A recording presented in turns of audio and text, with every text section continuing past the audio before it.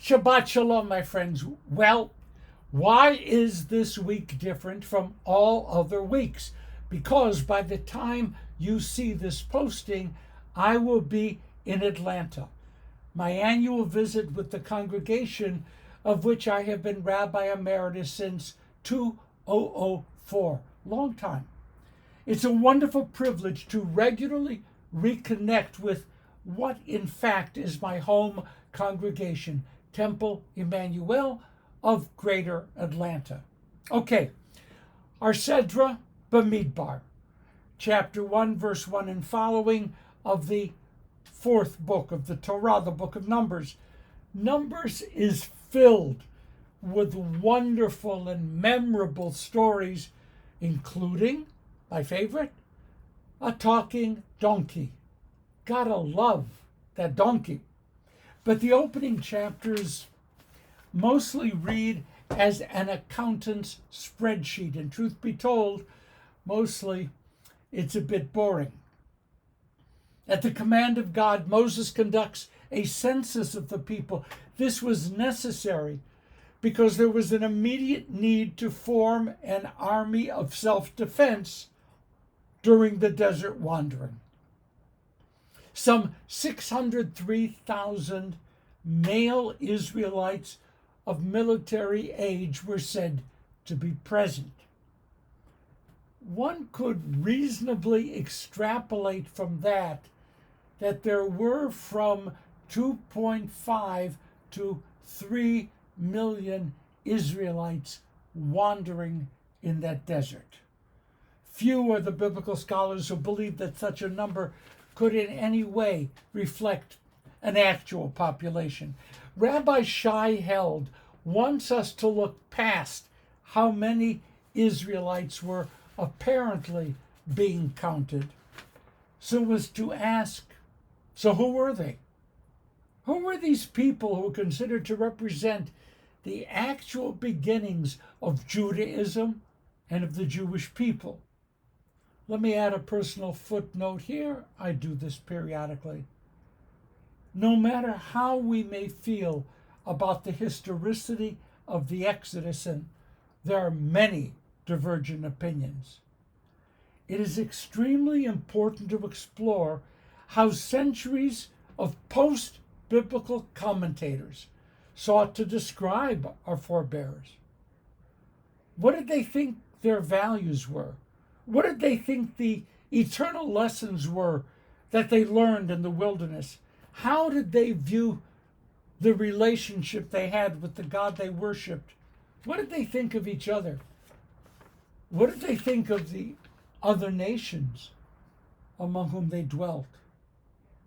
From my own efforts to understand the desert wandering, I have come to view the Torah material as taught by the rabbis as a clear effort to shape, to invent, to craft the kind of past that our teachers wanted and needed to claim as their own. Now, this is surely not a uniquely Jewish undertaking. Oh, not nearly. The Greeks needed the gods of Olympus to prove the transformative place of the Greeks in human history. Okay? The Scandinavians, and in fact much of Indo-European culture, needed Thor and his buddies to symbolize the role of power and conflict and probably racial purity in the world. We Americans, well, we need George Washington to never tell a lie. And we have yet to fully figure out a good narrative as to what the Battle of Little Bighorn and the actual origins of the Civil War really were. We haven't finished that yet. Myth versus facts. We care because we are very invested in shaping a past we deem suitable to our present, shaping the past that we need for today. And that suitability, by the way, keeps changing. So residents of California once needed, I guess some still need, the Franciscan priest Junipero Serra and his fellows to have lovingly evangelized the indigenous people. Whether those indigenous people wanted to be evangelized at all. Good news, torture made such decisions much easier. California's elementary school students used to have a required project dealing with Sarah, but myths fall before facts. What can we find in our Sedra that fits such a perspective? Well, we can actually notice that no women were counted. War was a man's business, as was governing, and with some notable few exceptions, so was religious leadership. It is notable to me how historians who are aware of feminism as a vital key to understanding our culture, its failures and its successes, it's notable how they've had remarkable success in raising our awareness that women were invisible in the biblical period only so long as our scholars wanted them to continue to be invisible. Okay, another point. What about the relative significance of the collective and the individual? We're counting large numbers, groups, not individuals. The amount of rabbinic debate here is fascinating. Especially noteworthy is the rabbinic effort to raise up the significance of the individual. Quote, yes, 603,000 is great, but remember that one of God's greatest achievements is to remind us that all human beings were descended from Adam and Eve, and yet every human being is unique because each one of us bears the image of God in a different way than every other human being. Also, quote, don't separate yourselves from the community. Okay, big set there for the group. But at the same time, affirm your individual uniqueness. The unity of the group, the uniqueness of the individual, both need to be truth. And I especially love the Talmudic passage that states, gotta love this, that in all of human history, there has never been another person like you, or like me.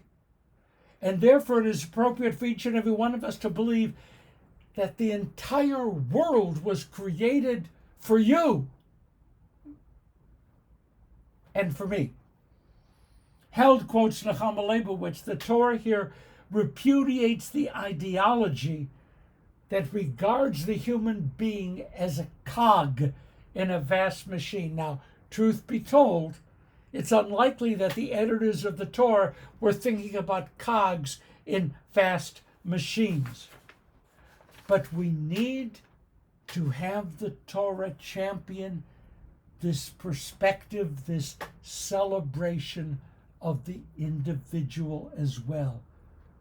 We need it, and then we made certain that it was there. Held brings in a wonderful teaching from a medieval teacher who draws a parallel between the 600,000 plus male Israelites and the number of Hebrew letters in the Torah, which somehow also comes out to be about the same 600,000. Held writes, the souls of the Israelites, love this, originated in the letters of the Torah. The souls of the Israelites originated in the letters of the Torah, and the spirituality of the Torah consists of these unique souls. I love it. And so does our current understanding of Torah. Love it. Torah said something, the generations found more and different. Later commentators had to try to make the laws of the Nazarite fit into whatever the modern mode of thought was, their time, later time, our time. So, at times, Jewish tradition would praise those who practiced self-denial, abstain from pleasure, isolate themselves from regular social interactions. And yet, we've also come to praise Maimonides' golden mean. Hey, folks, take it easy. Nothing in the extreme. So the Torah was made to speak to both conflicting perspectives, depending upon the ever-changing needs of the time. Last example. Is the goal of Torah to help us as individuals achieve a level of moral perfection? Or is it to train us as to how to raise up an entire community to moral perfection? You guessed it.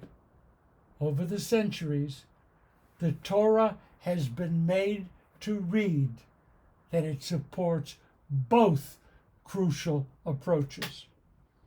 We Jews for more than 2,500 years have chosen to make Torah the very foundation of how we view and understand ourselves in the world. It is no small wonder that part of the Torah's magnificence is that it continues to speak to us with images and values that literally continue to transform and to transcend our world.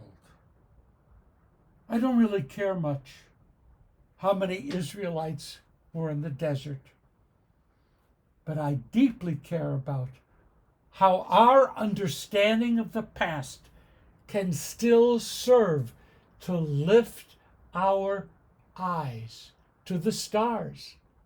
Welcome to the book of Numbers. Shabbat Shalom. The donkey will appear soon.